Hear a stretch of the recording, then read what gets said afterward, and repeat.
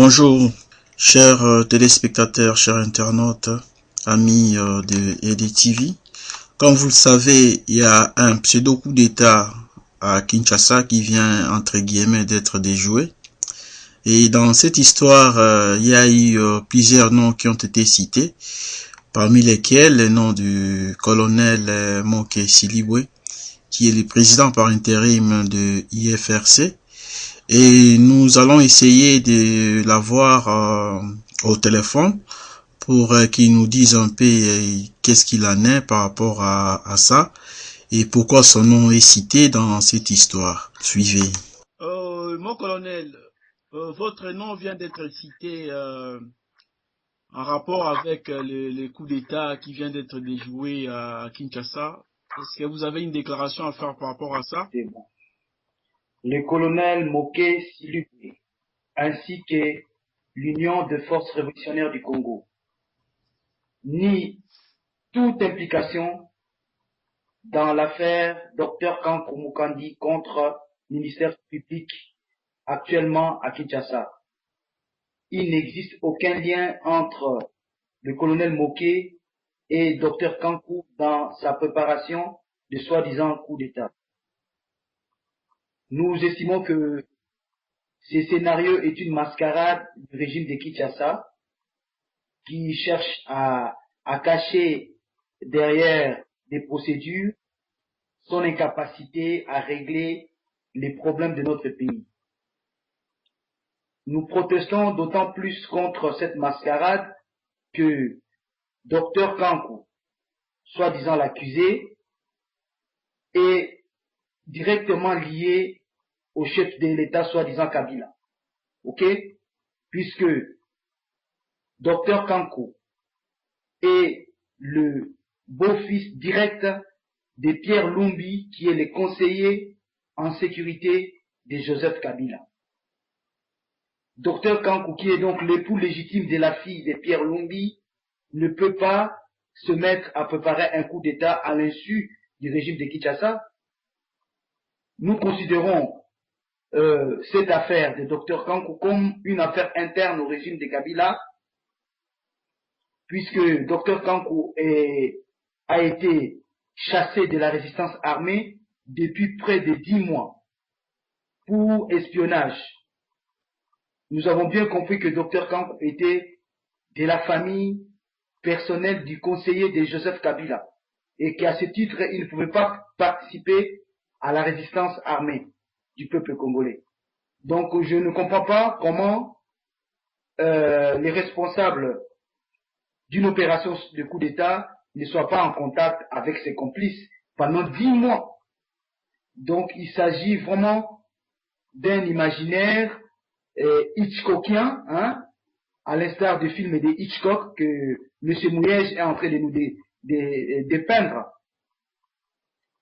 Puisque le colonel Moké ne peut pas être à la fois à Kinshasa, à Bukavu et en Europe au mois de janvier, mois soi-disant de la préparation du plan de l'opération de Dr Kankou contre Kinshasa. Colonel Moké ne pouvait pas se trouver à Kinshasa puisque nous avions fait la sortie politique de l'Union des forces révolutionnaires du Congo, hein, au mois de janvier. Donc je ne pourrais pas être en même temps à Kinshasa, il m'aurait interpellé. Donc nous estimons que c'est une affaire purement interne, soit à la famille personnelle de Pierre Lumbi, qui est le beau-fils de Dr Kankou, soit un conflit lié au service des renseignements de Kabila, qui utilisait Dr Kankou pour infiltrer les résistants armés en Europe. Voilà.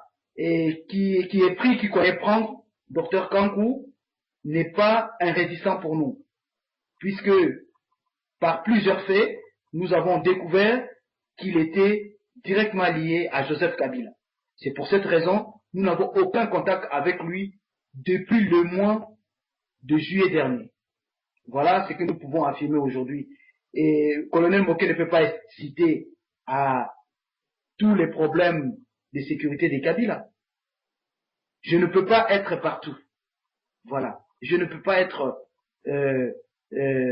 président de l'UFRC, dans d'autres opérations, comme Kabila le fait, à la fois en état président de la République, membre du M23, complice des Dangana. Moi, je ne peux pas être partout. Donc, pour moi, je ne considère pas cette affaire. C'est Joseph Kabila qui doit être aujourd'hui jugé. Parce qu'il est clair qu'il y a un lien entre les crimes des Tangana, qui est à la CPI, et Joseph Kabila.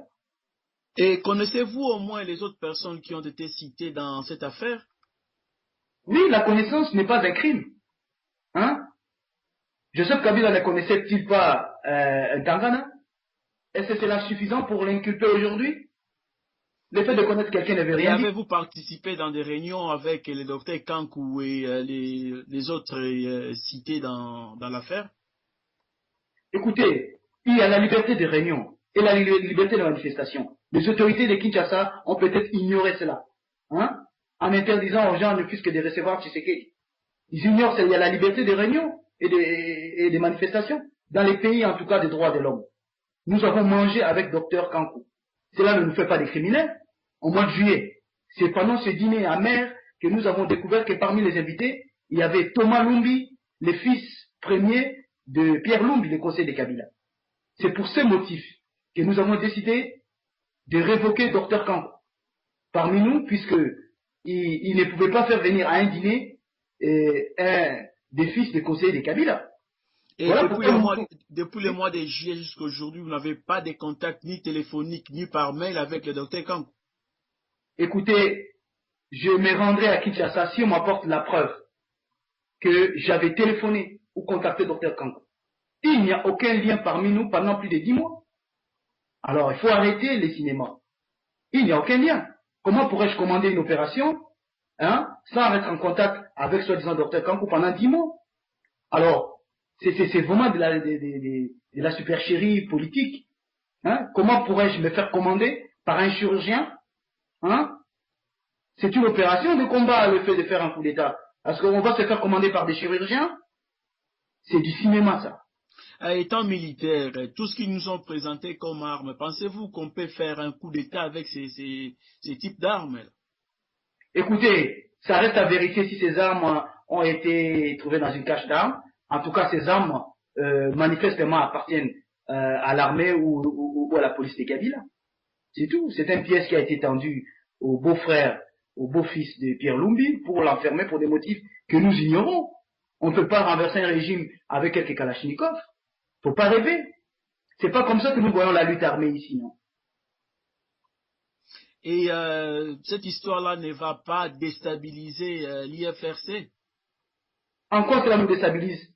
Elle confirme que nous sommes bien cités dans les affaires cherchant à faire partir du pouvoir M. Kabila. Hein, nous ne sommes pas ici en train de plaisanter, en tout cas. Ça montre que s'il y a des gens qui se font arrêter, qui risquent d'être fusillés par Kabila, c'est que c'est pas un jeu d'enfant ici. Nous ne sommes pas des collaborateurs de Kabila. En tout cas, cet événement montre que nous ne sommes pas des collaborateurs de Kabila. Sinon, Kabila ne nous aurait pas cités parmi ses ennemis. Nous sommes des ennemis publics de Kabila. Les messages du ministre de l'Intérieur, Mouyej, les citent très bien. Je ne peux pas être à la fois résistant et ami de Kabila. En tout cas, c'est la preuve que nous sommes bien déterminés à faire partie Kabila, que nous faisons partie du bon camp, celui du peuple congolais. Et monsieur Gaudens, disons le général Wenge? Écoutez, le général Wenge, il est là où il est. Il est aussi membre de l'IFRC. Pourquoi vous me demandez cette question? Les membres de l'UFRC ne peuvent pas être publiquement nommés. Les gens qui sont membres de l'UFRC, à l'exception du président et du coordonnateur, demeurent purement secrets. Donc, si je pose cette question, c'est parce que dernièrement, il y a eu un décret qui a été signé aussi par vous. Il y avait eu quand même des nominations. Oui, mais vous avez vu le nom de monsieur vous avez mis un nom qui correspond à ce que vous avez dit dans la liste des personnes nommées à l'IFRC. Je vous demande de revoir votre nom, la liste, et vous allez voir qu'il n'y a pas ce nom-là. Et qu'est-ce que vous avez à dire à tous ceux qui vous suivent en ce moment sur EDTV comme dernier mot? Oui, je peux vous dire sûrement que aujourd'hui, s'il y a quelqu'un qui doit être jugé, qui doit faire l'objet d'un mandat d'arrêt international, c'est Joseph Kabila. Tout le monde sait très bien que Joseph Kabila est lié au crime de Tangana et que ces crimes sont directement liés aux 8 millions de morts, au contre-génocide qu'il y a eu au Congo, au massacre des Poitou, à tout le massacre qu'il y a eu. C'est Joseph Kabila aujourd'hui qui doit être jugé. Hein? Voilà, c'est ce que nous demandons à la population, de ne pas se faire distraire par les derniers instants de Kabila. Merci. Merci, mon colonel.